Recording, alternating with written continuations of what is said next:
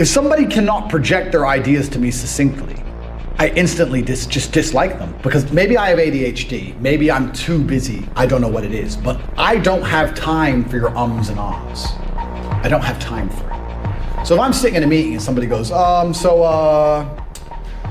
gonna start with, and this is how people speak. How to destroy anyone in arguments. Ever wished you could end an argument so thoroughly the other person remembers it for days? Stop shouting. Argue smarter.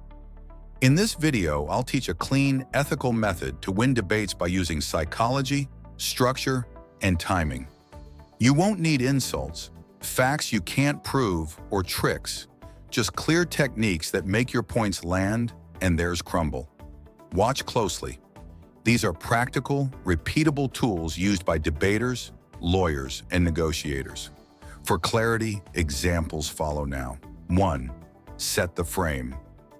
What the argument is. Start by defining what you're even arguing about.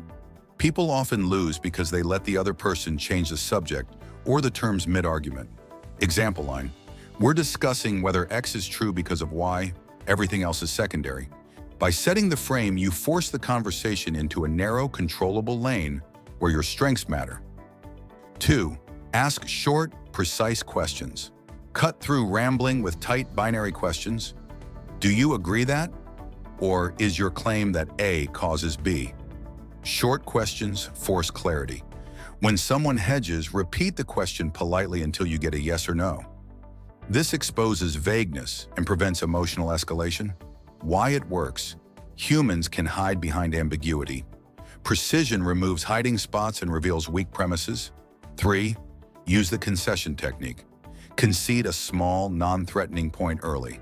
You're right that X is a problem. Parry or then pivot.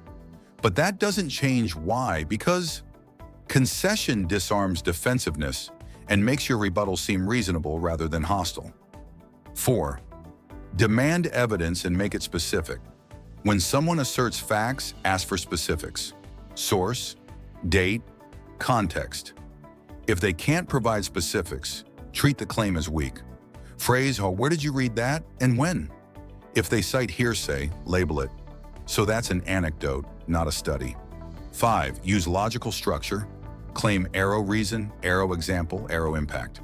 Always present your points in this order. Claim, what you assert. Reason, why. Example, concrete. Impact, why it matters. This structure is memorable and hard to attack because each layer supports the previous one. 6. Control tone and tempo. Speak slowly. Lower your voice slightly and pause after key lines. Rapid or loud speech reads as anger or insecurity.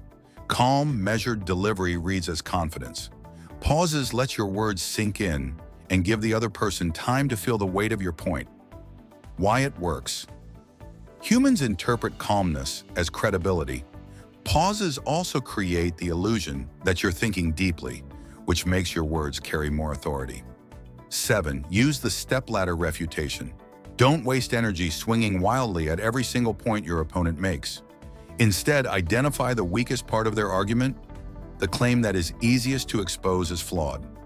Start there. Once you dismantle that, move to the next weakest point, gradually stacking small victories.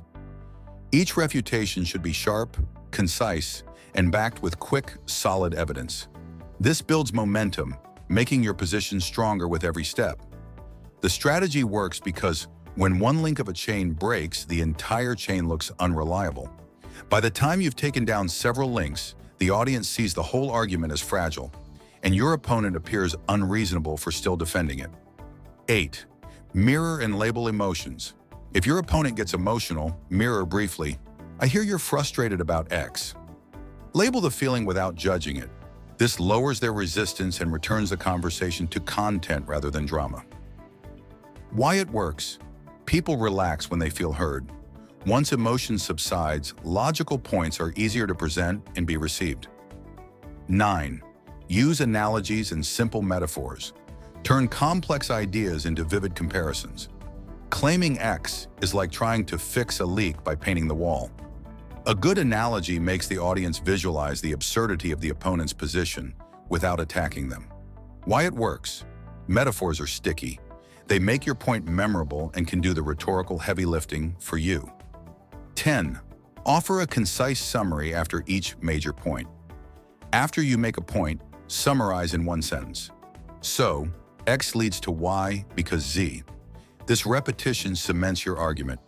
If the other person objects, ask them to repeat your summary back. They often can't without changing meaning.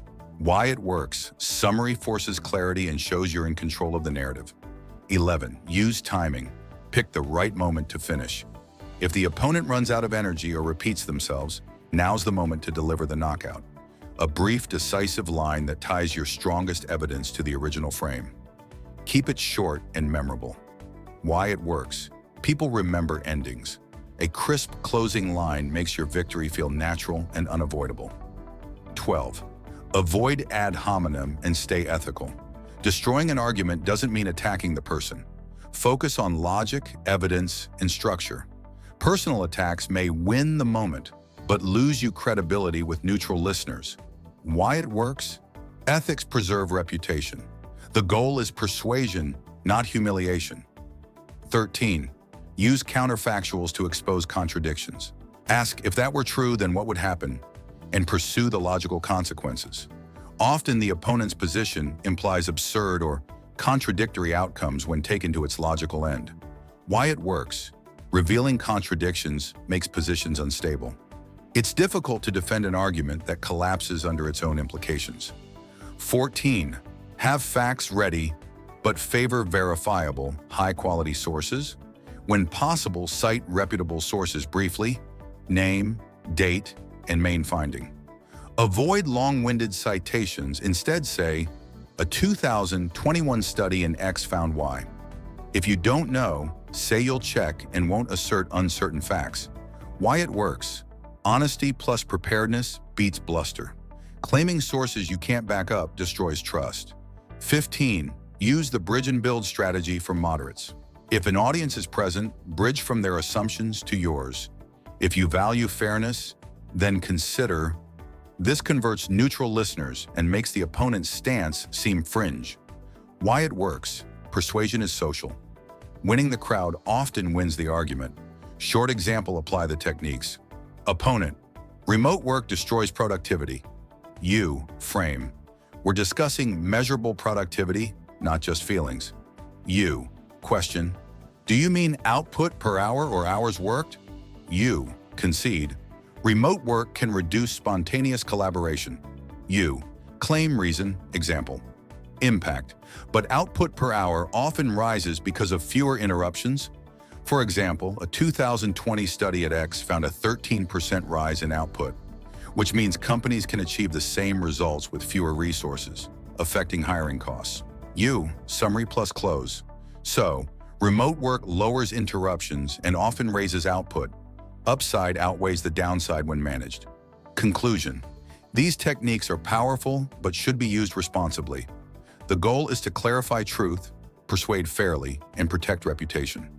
Misusing rhetorical skill to gaslight, humiliate, or dominate conversations damages relationships and credibility long-term. If you found these tactics useful, like and subscribe. I'll post follow-up videos with live demonstrations and scripts you can use in real conversations. Comment one scenario you'd like me to break down next.